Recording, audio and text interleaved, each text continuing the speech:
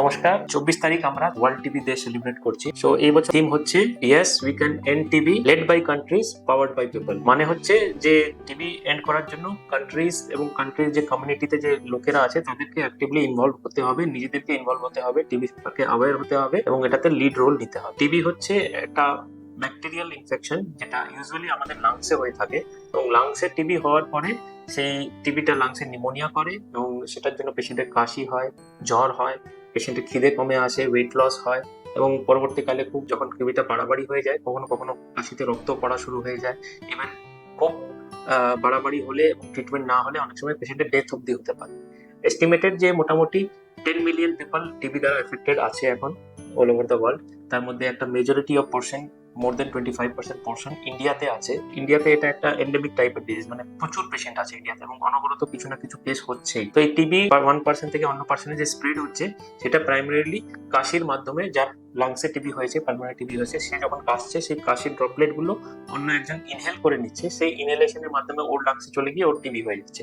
একবার লাংসে যাওয়ার পরে সেই টিবিটা লাংসের থেকে অন্য জায়গাতেও যেতে পারে, বডির অন্য অন্যান্য টিবি হতে পারে, সেটা পেটে হতে পারে, আমাদের মাথায় হতে পারে, হাড়ের মধ্যে হতে পারে। কিন্তু প্রাইমারিলি 90% কেসেস টিউবারকুলোসিসটা আমাদের লাংসে বা ফুসফুসেই হয়ে থাকে। এখন এই ফুসফুস থেকে যখন কেসে ড্রপলেটের মাধ্যমে ছড়াচ্ছে, এটাকে প্রিভেন্ট করার জন্য আমরা কি করতে পারি? তো ইমিডিয়েটলি আমাদেরকে একজনকে ডক্টরকে দেখিয়ে বুকের এক্সরে বা কপি টেস্ট করে টিবি যদি কনফার্ম হয় তাহলে তাকে একটা মাস্ক পরতে বলতে হবে, ইমিডিয়েটলি অ্যান্টি টিবি ড্রাগ শুরু করে দিতে হবে। একবার অ্যান্টি টিবি ড্রাগ শুরু হয়ে গেলে মোটামুটি 15 দিন বা ম্যাক্সিমাম 1 মাসের মধ্যে ওই টিবি পেশেন্ট অন্য পেশেন্টের মধ্যে আর টিবির জীবাণু ছড়াতে পারবে না। ইউজুয়ালি 15 দিন দিলেই মোটামুটি স্পুটামে ওই টিবির ব্যাসিলাই সেট করা বন্ধ করে দেয় পেশেন্ট।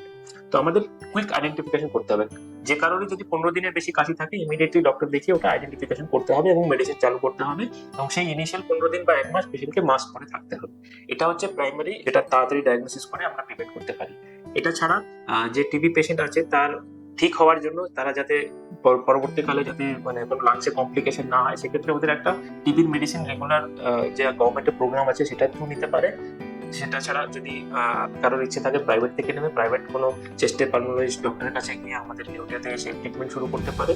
এই টিবি ট্রিটমেন্টের একটা পার্ট হচ্ছে এই মেডিসিন দিয়ে ট্রিটমেন্ট করা, প্লাস আরেকটা পার্ট হচ্ছে ভালো নিউট্রিশন মেনটেন করা, পেশেন্টকে রেগুলার ফলো আপ করা, পেশেন্ট যাতে মেডিসিন রেগুলারলি নেয় সেটাও আমাদের গভর্নমেন্ট প্রোগ্রামের একটা বড় অংশ টিবি কন্ট্রোলের জন্য। So this TB day we should pledge that at community level, আমাদের কমিউনিটি লেভেলে এবং পার্সোনাল লেভেলে আমরা টিবি সম্পর্কে আরো অ্যাওয়ারনেস আমাদের পারিপার্শ্বিকে ছড়াবো।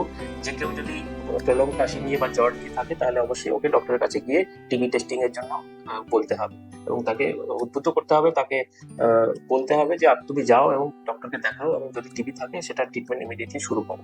Thank you.